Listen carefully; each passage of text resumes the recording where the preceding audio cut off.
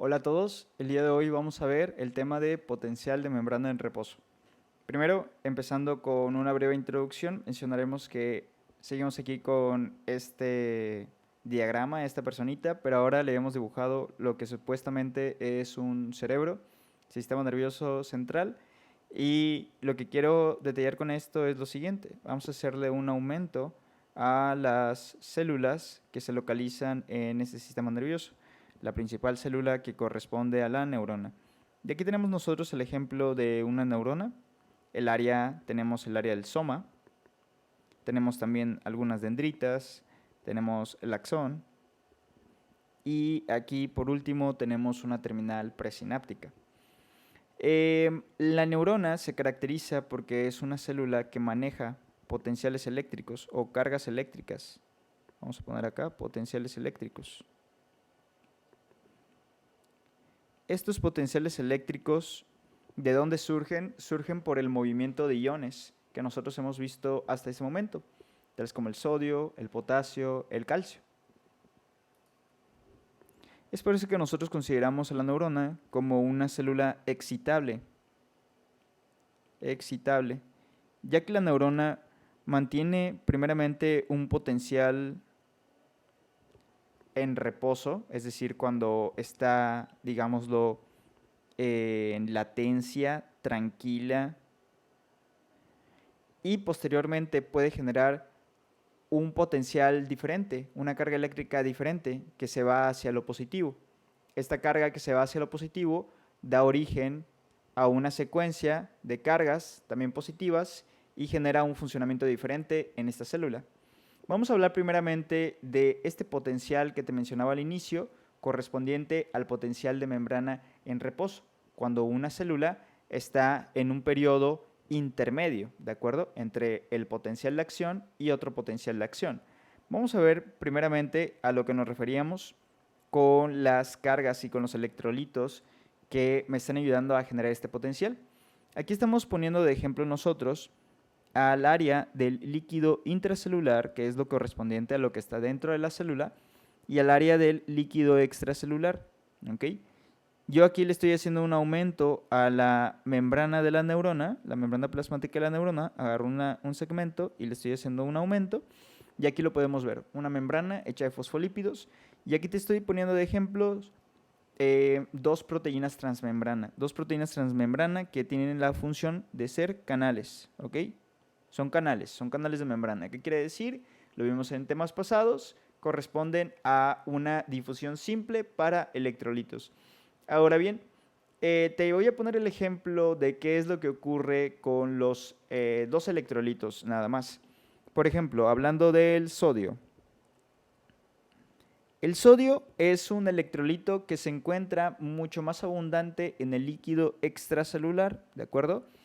Como es más abundante en el líquido extracelular, aproximadamente en una concentración de 140 a 142 milimoles por litro, y en el líquido intracelular es muy disminuido, como de 10, 14 milimoles, vamos a dejarlo en 14 milimoles por litro, es una diferencia muy abrupta, de 140 a 14 es un logaritmo, es decir, es una diferencia enorme. Entonces, el sodio, ¿hacia dónde tiende a irse por gradiente de concentración? El sodio tiende a irse desde el líquido extracelular hacia el líquido intracelular. Es el camino que prefiere el sodio. Si tú le dejas abierto este canal al sodio, el sodio pasa simplemente del extracelular hacia el líquido intracelular. En cambio, vamos a ver qué es lo que ocurre, por ejemplo, con el potasio. El potasio, si tú lo dejas fluir, el potasio es mucho más abundante en el líquido intracelular, correspondiente a aproximadamente unos 140 también milimoles por litro, pero en el líquido intracelular. Y en el líquido extracelular, en cambio, tiene una concentración de 4 aproximadamente milimoles por litro. Entonces, también la diferencia es a la inversa. Entonces, el potasio tiende a irse hacia el exterior de la célula, ¿de acuerdo? Muy bien, y así como podemos ver este paso de electrolitos por el potasio, por el sodio, estas cargas diferentes a lo largo de la membrana son las que me generan una carga eléctrica en la membrana plasmática, ¿de acuerdo? Y entonces, cuando nosotros estamos hablando del potencial de membrana en reposo, estamos hablando de esta interacción y de este paso que existe por los electrolitos. Al conjunto de todo este paso, de todos los electrolitos a lo largo de la membrana, la sumatoria de todo ese potencial eléctrico que están generando es lo que me genera el potencial de membrana en reposo, ¿de acuerdo? Entonces vamos a escribir la definición de potencial de membrana en reposo. Vamos a poner primeramente, lo voy a remarcar aquí para que sepamos de qué estamos hablando. Ups. Con rojito vamos a poner un cuadrado. Potencial de membrana en reposo, ¿de acuerdo? Y vamos a escribir aquí a un lado. El potencial de membrana en reposo corresponde a la diferencia de potenciales, la diferencia de potencial que existe a través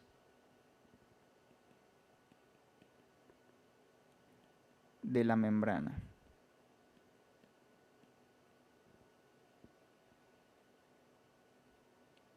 En las células excitables. En este caso estamos dando el ejemplo de la neurona, pero también existen otras células excitables como las del músculo. Es la diferencia, aquí me faltó, diferencia de potencial. ¿Y quién otorga esa diferencia o gracias a quién se está generando esa diferencia?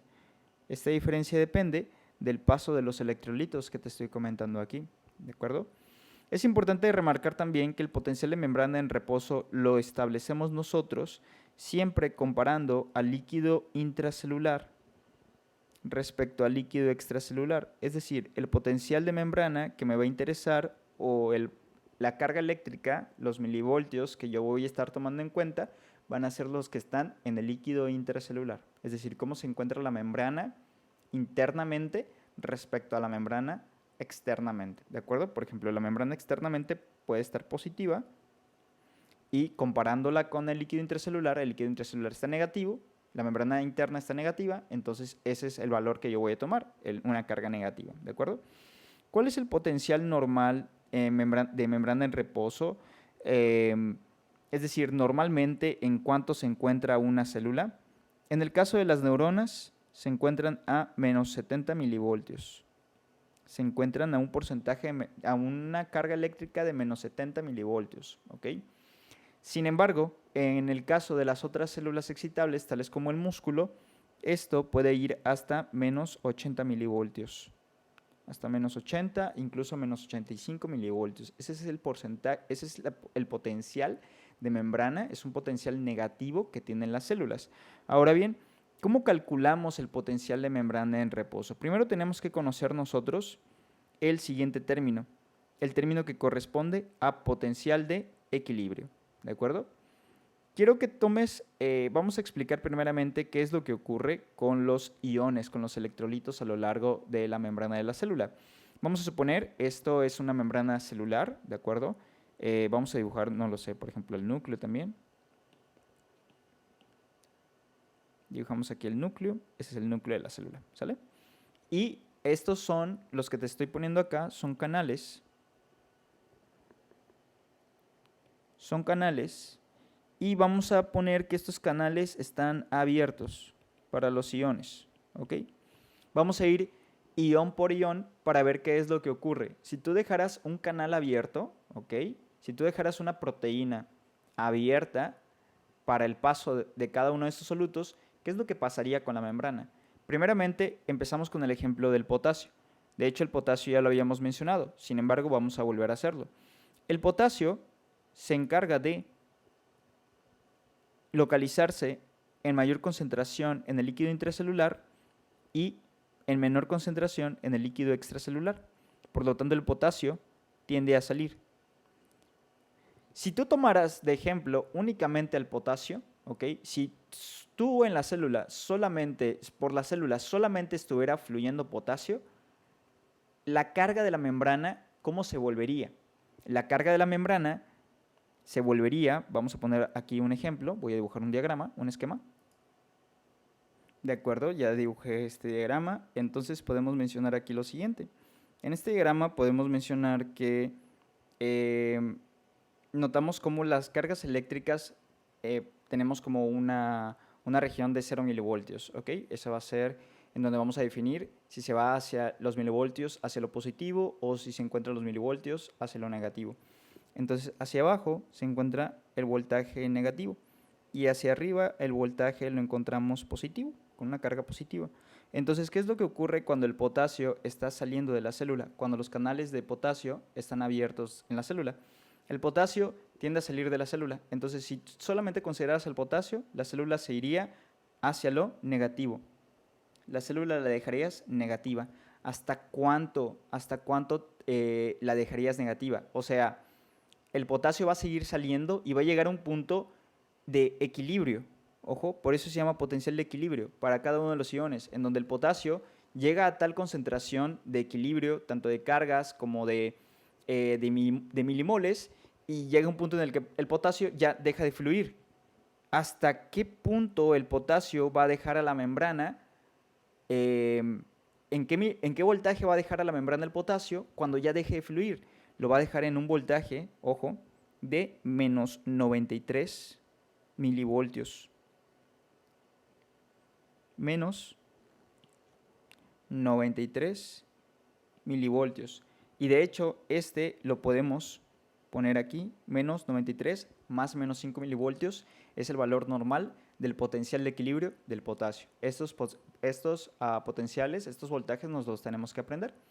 Ahora, vamos a pasar al siguiente ejemplo. ¿Qué es lo que pasa cuando vamos a mover ahora al sodio? El sodio es un ion que se encuentra abundantemente en el líquido intracelular, perdón, en el líquido extracelular más bien, en menor concentración en el líquido intracelular. El sodio, por lo tanto, tiende a moverse del líquido extracelular hacia el líquido intracelular, ¿de acuerdo? Si tú dejaras un canal abierto para el sodio y lo dejaras fluir libremente, hasta que llegue un punto en el que ya deja de fluir, hasta que llegue un punto en equilibrio. ¿Cuál es el punto de equilibrio del sodio? ¿Hasta qué punto va a dejar a la membrana? Primero que nada hay que entender que la membrana va a quedar positiva, ¿ok? Porque tú vas a empezar a meter cargas positivas al interior de la célula. Pero ¿en qué valor vas a dejar a esta membrana? El valor lo vas a dejar hasta más 60 milivoltios. Más 60 milivoltios. En esto vas a dejar a la membrana si solamente dejaras fluir al sodio. Más 60 milivoltios es el porcentaje, es el potencial de equilibrio del sodio. Vamos a continuar ahora con el calcio. El calcio es un ion que se encuentra abundante, pero como no tienes una idea, abundantemente en la matriz extracelular, en el líquido extracelular. Vamos a poner acá, aproximadamente son unos 8.5 miligramos por decilitro de calcio y que podemos convertir a mil equivalentes, unos 4 a 5 mil equivalentes por litro, ¿ok? O sea, es bastante. ¿Por qué te digo bastante? Porque de hecho se encuentra en menor concentración, por ejemplo, del sodio en el líquido extracelular, pero el calcio en el líquido intracelular es nulo, o sea, es bien poquito. Es una... aproximadamente son 0.00, vamos a colocarle acá, 0, 1, 3 ceros después y después un miliequivalentes por litro. Es una diferencia abismal. Entonces, pues, por obvias razones, si tú abres un canal de calcio, el calcio ¿hacia dónde tiende a irse? El calcio tiende a irse hacia el interior de la célula. Y el calcio, al ser un ion positivo, al ser un catión, va a dirigir o va a mover a la célula hacia lo positivo. ¿Hasta qué punto va a llegar a un equilibrio el calcio? Va a llegar a un equilibrio el calcio hasta que llegue la célula a más 100, hasta más 100 milivoltios. En este punto, el calcio va a llegar a su equilibrio. Va a dejar a la célula muy positiva. Por último, el cloro. El cloro es un ion bastante abundante en el líquido extracelular y el cloro tiende a irse hacia el interior de la célula. Si tú dejaras fluir al cloro, la célula la volverías negativa. ¿Hasta qué punto alcanzaría el potencial de equilibrio del cloro? Hasta un punto de menos 70 milivoltios. Aquí es el potencial de equilibrio del cloro. ¿De acuerdo? Entonces aquí tenemos el ejemplo de cómo es que el cloro, el sodio, el calcio y el potasio se mueven, y si tú dejaras abierto uno de esos canales, ¿cuál sería el potencial de equilibrio de estos iones? Sin embargo, la célula está en equilibrio con cada uno de estos iones y está regulando de tal manera que la célula va a permanecer en menos 70 milivoltios, ¿de acuerdo? Este es el potencial de equilibrio, es el potencial más bien de reposo de la célula. Al fluir, al dejar fluir estos iones, la célula se mantiene en reposo en menos 70 milivoltios. Ya cuando haya un cambio en estos canales, ya va a ocurrir un potencial de acción y el voltaje de la célula va a cambiar. Eso lo vamos a ver en el siguiente tema. Ahora bien, quiero decirte antes que nada, antes de sacar al potencial de equilibrio de cada uno de esos iones, pregunta de examen. El sodio, más bien el potasio, el potasio y el sodio están regulados por la bomba sodio-potasio TPasa, pero este canal que te estoy mencionando acá, este canal de potasio que te he señalado, vamos a ponerle aquí un nombre, se llama canal de potasio, canal de fuga de potasio, que se llama KIR, ¿ok? El canal de fuga de potasio es un canal que siempre está abierto, ¿ok? Siempre está abierto. Por lo tanto, el potasio siempre tiende a salir de la célula, ¿sale? Siempre tiende a salir de la célula. Y es por esto mismo que la célula se mantiene en un estado negativo, en un potencial en reposo. De nuevo, cuando la célula está en reposo, la célula se mantiene negativa porque el potasio siempre está saliendo de la célula, ¿de acuerdo? Entonces, pregunta de examen, el canal de fuga de potasio es el que mantiene a la célula en un potencial negativo, es el que mantiene al potencial de membrana en reposo. Esto es pregunta de examen. Ahora bien, vamos a continuar con lo siguiente. Vamos a ver cómo se obtiene el potencial de equilibrio de cada uno de los iones específicamente, aunque yo te los he dado. Vamos a ver la fórmula que nosotros utilizamos porque puede venir en el examen. Antes que nada, vamos a mencionar la definición de nuevo de potencial de equilibrio para ser un poco más específicos y para pues no perdernos la definición y no dejarla a un lado. El potencial de equilibrio de cada ion corresponde al nivel eléctrico al que, voy a poner aquí con 1, pero sería un ion, nivel eléctrico al que un ion dejaría a la membrana si lo dejaras fluir libremente, ¿ok? Ese es el potencial libremente. Ese es el potencial de equilibrio. Si tú dejaras a un ion fluir libremente, ese es el potencial que generarías y acabamos de ver cuáles son los valores normales. Ahora bien, resulta que existe una ecuación para obtener el potencial de equilibrio. Esta ecuación se conoce como ecuación de Nernst. Esta ecuación de Nernst, recuerda, ¿para qué nos sirve? Para obtener el potencial de equilibrio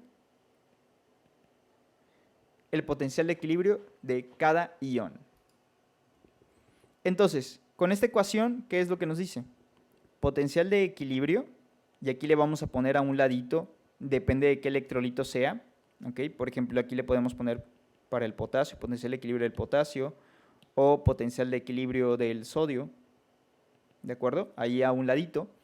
¿Y qué nos dice la fórmula? Para obtener este potencial, tenemos que multiplicar 61 por el siguiente producto que nos dé, el logaritmo de la división entre la concentración del líquido, el que tú quieras, vamos a poner aquí un líquido X, líquido, puede ser el líquido extracelular o el líquido intracelular, el que tú quieras, entre la concentración también del líquido, pues del otro líquido, el que no hayas puesto, el líquido intracelular o el líquido extracelular. No importa qué líquido pongas, lo importante al final va a ser el resultado que tú le vas a otorgar y yo te voy a enseñar cuál va a ser ese resultado, ¿de acuerdo? Tú puedes hacer, vamos a poner el siguiente ejemplo. Vamos a suponer que vamos a sacar el potencial de equilibrio del potasio, ¿de acuerdo? Vamos a obtener el potencial de equilibrio del potasio y vamos a otorgar los siguientes valores. Vamos a poner que en el líquido extracelular tú tienes un potasio de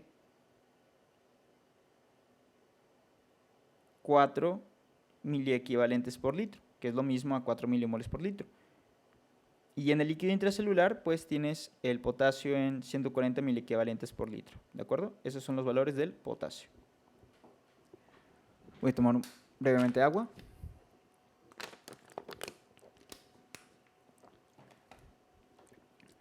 ¿Qué es lo que voy a hacer? Voy a resolverlo con la siguiente ecuación y decimos, el potencial de equilibrio del potasio, es decir, el voltaje al cual el potasio deja a la membrana, si solamente tomas en cuenta el potasio, es igual a 61, es una constante, por el logaritmo, y aquí ya vamos a ponerle los valores correspondientes, el logaritmo del resultado que te dé de la división de el que tú quieras. Puedes ponerle aquí arriba 40 y abajo 140 o viceversa, ¿ok? Yo lo voy a hacer aquí, 4 y 140, ¿ok? Bueno, más bien, mejor lo voy a hacer al revés. ¿Por qué? Para que me dé un resultado pues no tan chiquito, entonces me dé un resultado grande. Y vamos a hacer lo siguiente, es igual a 61 por el logaritmo de, ¿a cuánto nos da? 140 entre 4, 35, por el logaritmo de 35. ¿Ok? Hacemos de nuevo 61 por, ¿a cuánto nos dio el logaritmo de 35? Vamos a ver, logaritmo, 1.54. Y continúa 54, 4. Vamos a dejarlo hasta acá. ¿Ok? Y luego multiplicamos 61 por 1.54 por 1.544. Nos da igual a 94.18. ¿De acuerdo? Ahora bien, este valor, fíjate cómo nos está dando un valor positivo. ¿De acuerdo? Sin embargo, yo tengo siempre que verificar que el potencial del potasio, ¿cómo siempre debe quedar? El potencial de equilibrio del potasio, ¿cómo debe quedar siempre? ¿Negativo o positivo? Tiene que quedar negativo, porque el potasio sale de la célula y deja la célula negativa. Entonces, yo recorro aquí y digo, no se puede quedar así. Yo le tengo que poner aquí un negativo, ¿de acuerdo? Eso siempre se te tiene que quedar. Entonces, tomar en cuenta estos dos valores, el potencial de equilibrio del potasio corresponde a menos 94.18. Así va a dejar a la célula el potasio con estos valores, ¿ok? Si tú lo dejas fluir. Ese es el potencial de equilibrio. Muy bien, y así lo podemos hacer con cada uno de los iones. Solamente nos necesitan dar el valor de la concentración de estos iones en el líquido intracelular y en el líquido extracelular, aunque normalmente, pues últimamente en los exámenes solamente te preguntan por teoría y te preguntan cuál es la ecuación que ocupas para obtener el potencial de equilibrio, y la respuesta es la ecuación de Nernst. De hecho, déjame corregir aquí, esto va al revés, se escribe con N y luego T, ¿ok? Nernst. Ok, perfecto. Entonces es el ejemplo que te doy. Ahora bien, vamos a hacer un breve ejercicio. Aquí tenemos el siguiente ejercicio y te estoy brindando diferentes valores del potasio en el líquido extracelular. Y vamos a tomar en cuenta que el potasio en el líquido intracelular es de 140. Ese no cambia. 140, este debe estar en constante equilibrio. Ahora bien, ¿qué es lo que vamos a obtener en esta tablita? El potencial de equilibrio del potasio, ¿a cuánto corresponde? Si este fuera el valor del extracelular. El gradiente de potasio, es decir, qué diferencia hay entre el extracelular y el intracelular respecto a lo normal, cómo está el potencial de membrana en reposo, es decir, si el potencial de membrana en reposo se dirige hacia lo negativo o se dirige hacia lo positivo, y cómo está la excitabilidad celular, es decir, qué tan fácil es para la célula ahora generar un potencial de acción. Muy bien, vamos a ver, vamos a tratar de responderlo, ponle pausa al video y ahorita damos las respuestas. Ok, yo ya te escribí aquí cómo resolver cada uno de los ejercicios y aquí tenemos, por ejemplo, el primero. En el primero nos están diciendo que, ya mencionamos, el potasio intracelular lo vamos a dejar en 140 milequivalentes por litro, intracelular, y el extracelular va a ser cada uno de estos valores. Ahora bien, si yo resuelvo el ejercicio número 1, queda lo siguiente. Aquí tenemos la fórmula. Y en la fórmula quiero que veas lo siguiente. Yo te mencioné que en la división tú le puedes poner intracelular y extracelular indiferentemente, nada más que al final en el resultado tú le cambies. En este caso, yo primero puse ahora el valor del líquido extracelular y aquí está, valor del líquido extracelular 2.5 y el valor del líquido intracelular lo puse aquí abajo. Al hacer la división me dio un valor pequeñito, luego le saqué el logaritmo y me dio a esto, ¿ok? Esto es lo que me dio aquí, menos 1.74. Lo multipliqué por 61 y nos dio a este valor. El porcentaje, el potencial, perdón, de equilibrio del potasio corresponde en este caso a menos 106.63 milivoltios, ¿de acuerdo? Fíjate cómo aquí el valor, el voltaje, ya me lo da en un valor negativo. ¿Por qué? Porque yo seguía ahora la fórmula que viene en el libro, que en donde específicamente para poder resolverlo tú tienes que colocar aquí primeramente el lugar en donde hay menor concentración y luego aquí abajo el lugar en donde hay mayor concentración y así te va a poder dar el resultado que corresponde. Esto solamente te lo menciono para el caso del potasio, porque en realidad sería el valor intracelular entre el valor extracelular. Esa sería la fórmula.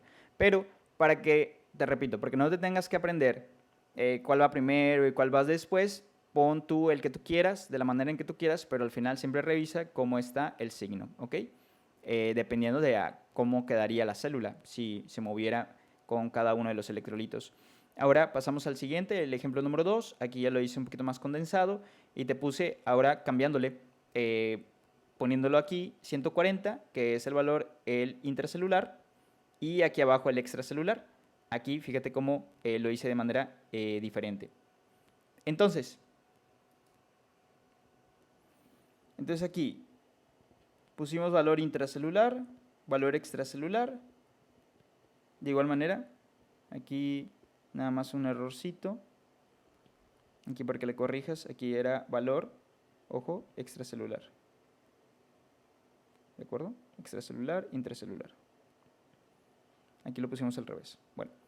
Bueno, el caso es que ya acomodamos 140 entre 4.5. ¿A cuánto me dio?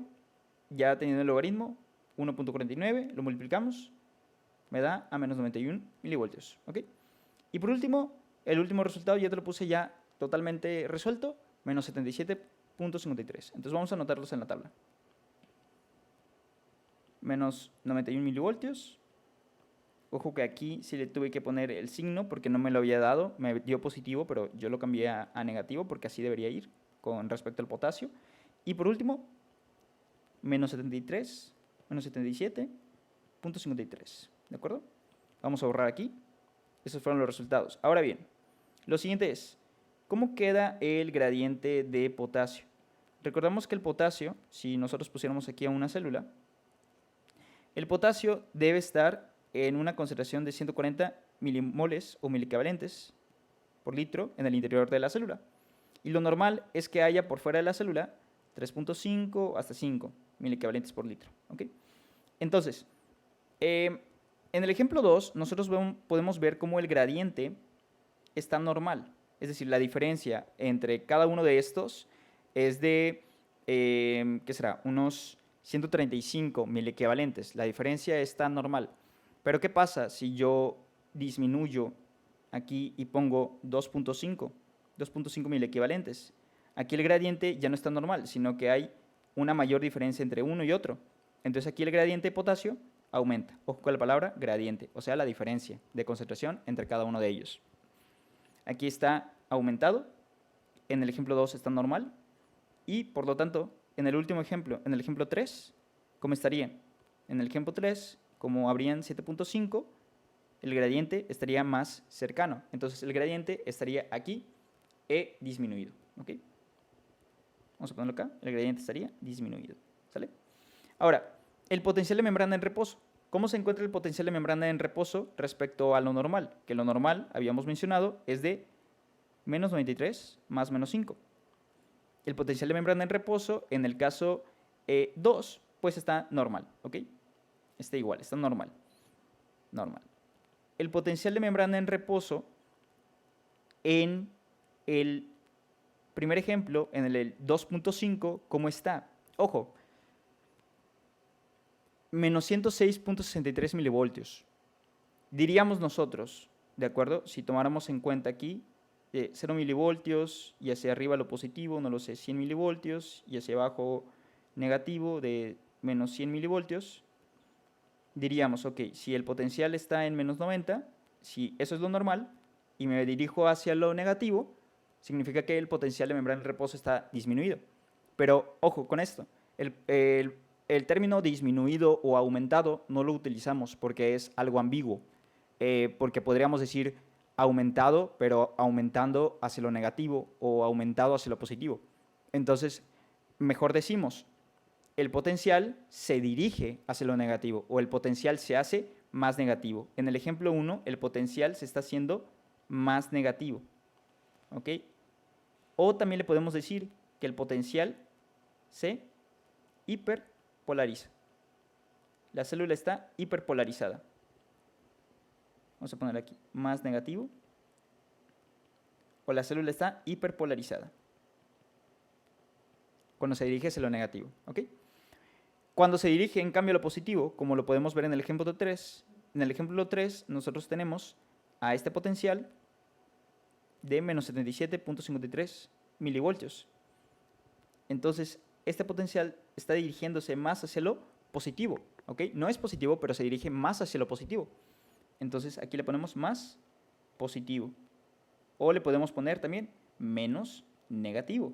¿Ok? El potencial se hace menos negativo. ¿Ok? Y aquí ponemos que la célula se despolariza. En vez de hiperpolariza, la célula está despolarizada. ¿Ok? Por último, la excitabilidad celular. Cuando hablamos de la excitabilidad celular, nos estamos refiriendo a qué tan fácil es para una célula alcanzar un potencial de acción. Ese es el tema del siguiente tema, pero cuando hablamos del potencial de acción, nos referimos a cuando una célula alcanza un umbral que aproximadamente es de menos 50 milivoltios, es ahí cuando la célula llega a alcanzar este umbral, o sea, le empiezas a meter cargas positivas, llega a este umbral y empieza una descarga hacia lo positivo. Ese es un potencial de acción, ¿ok? Fíjate cómo el potencial se dirige hacia lo positivo. Entonces, ¿para qué célula va a ser más fácil alcanzar una descarga, llegar a un umbral, llegar de menos 70? ¿Qué tan fácil le va a ser a la célula llegar hacia menos 50? Bien, a una célula que esté con menos 91 milivoltios, ¿ok? La excitabilidad celular va a estar normal, ¿ok? Porque es el valor normal del potasio, ¿de acuerdo? Entonces el potasio está normal, entonces la excitabilidad pues es la misma, la de siempre, la de la neurona, es con ese voltaje siempre maneja el potasio. Pero ¿qué pasa si nosotros tenemos el ejemplo número 1?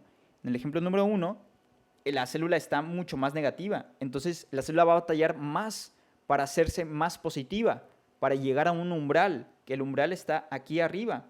Entonces, la excitabilidad celular disminuye, porque le es más difícil alcanzar el umbral. Y en el último caso, es todo lo contrario. La excitabilidad, en este caso, de la célula, aumenta. Y es lo que podemos ver nosotros en los pacientes, por ejemplo, que presentan vamos a poner aquí unos términos. Cuando existe un aumento del potasio extracelular, decimos que el paciente tiene hipercalemia. Hipercalemia. También se le llama hiperpotasemia, pero que no se te olvide el nombre, calemia, hipercalemia. Y cuando está por debajo de 3.5, es decir, del valor normal, en el líquido extracelular, decimos que el paciente tiene una hipocalemia. O también se le conoce como hipopotasemia, ¿de acuerdo? Entonces, esta variación en el potasio, y después vamos a ver qué es lo que nos puede generar variaciones en el potasio, esta variación es lo que puede causar unas manifestaciones a nivel del sistema nervioso central, dado, vaya, si hay una hipercalemia o si hay una hipocalemia, ¿de acuerdo? La célula se puede volver más excitable o la célula se puede volver menos excitable. Muy bien, vamos a pasar ahora a la última definición.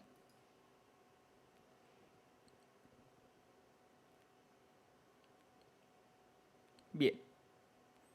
Por último, concluimos con lo siguiente. Cuando una célula está en reposo, hay algunos canales que se mantienen abiertos, otros que se mantienen cerrados. En el caso del potasio, el canal de fuga de potasio, ese siempre se mantiene abierto. Y como habíamos mencionado, es el que regula, por lo tanto, y el que mantiene el potencial de membrana en reposo. Como el potasio sale, siempre la célula se queda negativa. ¿De acuerdo? Sin embargo, la célula, el potencial de membrana en reposo, yo te había mencionado en un inicio, que en una célula neuronal, por ejemplo, queda en menos 70 milivoltios, ¿de acuerdo? Sin embargo, pues si tú me estás diciendo que el canal de potasio es el principal que está regulando esto, porque la célula no llega a un menos 90, ¿ok? O un menos 93, porque el potasio es el que siempre sale. Bueno, si bien el canal de potasio siempre está abierto, pero también hay otros canales que constantemente están regulados y permiten la entrada y salida de ciertos iones, el del sodio y el del calcio. Entonces, estos también están jugando una participación para mantener el potencial de membrana en reposo. Ahora, para poder obtener el potencial de membrana en reposo, necesitamos de otra ecuación. Esta ecuación se conoce como ecuación de Goldman. La ecuación de Goldman es también conocida, vamos a anotarla acá, como ecuación de conductancia de cuerda. Pregunta de examen. ¿La ecuación de Goldman a qué se refiere? La ecuación de Goldman corresponde a una fórmula que involucra a todos los potenciales de equilibrio y al movimiento de todos los electrolitos a lo largo de la membrana en una célula. Podemos poner de definición.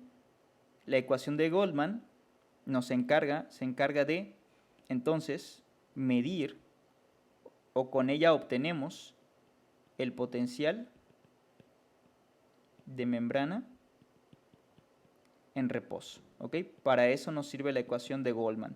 Y el potencial de membrana en reposo, de nuevo, ¿a qué nos estamos refiriendo? Es el nivel eléctrico.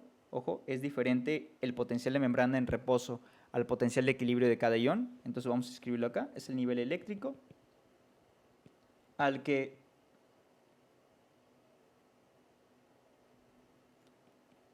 una célula se encuentra en reposo, es decir, entre o en los intervalos de potencial de acción. Cuando no hay potencial de acción, la célula está en reposo, o sea, la célula está existiendo, está latente, entonces es el nivel eléctrico al que esta célula se va a encontrar. ¿Y cómo la vamos a obtener? Se obtiene con los potenciales de equilibrio de cada uno de los iones que están participando en la membrana celular, ¿de acuerdo? La ecuación de Goldman, vamos a verla aquí abajito. Aquí tenemos abajo la ecuación de Goldman, la acabamos de anexar, en donde tenemos, te mencionaba, al potencial de membrana. El potencial de membrana lo vamos a obtener con los milivoltios, ¿de acuerdo? Recordamos que los milivoltios son parte del sistema internacional y específicamente estos milivoltios nos sirven para sacar o para medir el trabajo electromotriz. ¿Okay? Nada más como teoría, recuerda que los milivoltios, o bueno, los voltios más bien, sirve para medir el trabajo electromotriz. ¿De acuerdo? Entonces aquí tenemos el potencial de membrana, es así como medimos, recuerda los voltios, con voltajes con lo que medimos las cargas de la membrana plasmática. ¿Y qué es lo que tenemos aquí también? Ojo, tenemos la palabra conductancia, ¿ok? Conductancia para cada uno de estos iones. Conductancia para cada uno de estos iones. ¿A qué nos referimos cuando hablamos de conductancia? La conductancia se refiere, o es lo mismo, a la permeabilidad. Vamos a ponerlo acá. Es decir, qué tan permeable o qué tanto conduce la membrana un ion en cierto estado, ¿ok? Entonces, la conductancia se refiere a la permeabilidad, es decir, qué tan permeable es la membrana o qué tanto conduce la membrana a un ion, y esto depende, entonces, obviamente, de que el canal esté abierto. Si el canal está abierto, pues va a haber una mayor permeabilidad o una mayor conductancia, y si no lo está, pues no lo va a haber. Ahora bien, cuando nosotros estamos hablando de conductancia, estamos hablando de esta unidad, que es el mho. Este mho, en realidad, se refiere a S, que es de Siemens. ¿Okay? Lo vimos en el apartado de Sistema Internacional de Unidades. Los Siemens se encargan de valorar la conductancia eléctrica, en este caso la conductancia eléctrica a un ion. Entonces, podemos obtenerlo aquí también, la conductancia total. Fíjate como aquí abajito tenemos la conductancia total, es decir, la conductancia total para todos los iones, ¿de acuerdo? Y por último se establece con también el potencial de equilibrio. El potencial de equilibrio, pues, de cada uno de estos iones. Y están acomodados entonces de tal manera que al resolver esta fórmula nos va a dar por último y vaya, al último, al potencial de membrana. Esto tiene lógica porque me está involucrando qué tan permeable es la membrana para cada uno de esos iones y también me está involucrando cuál es el potencial de equilibrio de cada uno de estos iones. Entonces, esta fórmula no te la van a pedir de escribir en el examen, sin embargo, sí tienes que conocer, por favor, que el potencial eléctrico, el potencial de membrana en reposo, lo vas a obtener con la ecuación de Goldman y, en cambio, con la ecuación de Nernst vas a obtener el potencial de equilibrio para cada uno de los iones que describimos ahorita. Muy bien, eso sería todo por esta clase. Nos vemos para ver potencial de acción. Gracias.